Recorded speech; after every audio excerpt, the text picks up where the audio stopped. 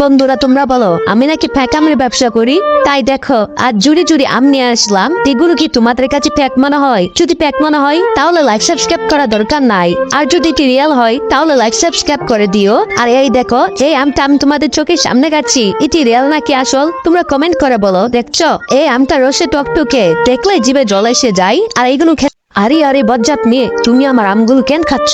মালিক pitch, দয়া করে আমাকে একটা আম খেতে দেন। এই আমগুলো রাশে আম থেকে অনেক মজাদার।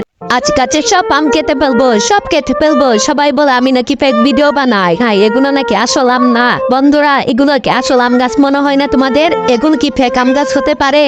এদিকে আসো বন্ধুরা, এই আমটা আজকে আমি তোমাদের কেটে দেখাবো। আর তোমরা যে আমটি আমার কাছে দেখতে পাচ্ছ এটা যদি ফেক আম হয় তাহলে ভিডিওটা লাইক সাবস্ক্রাইব করা দরকার নাই, আর কমেন্টে সবাই বলে যাবে এটা ফেক নাকি আসল। আর যদি রিয়েল আম হয় তাহলে আসল কমলা লেবুর চাষ তো এই চায়নার লোকেরা করছে। আসলে আমরা জানি না কতদিনের বাসি কমলা লেবু আমরা খেয়ে থাকি। যখন একজন কৃষক এই কমলা লেবু কেটে দেখায় তখন এটার রং একদম পিওর কমলা রঙের ছিল, আর এটাকে চাপ দেওয়ার পরে তো রসের বন্যা হয়ে যায়। আর আমরা অনেকেই জানি না এটা রস পান করলে আমাদের সর্দি কাশি দূর হয়ে যাবে।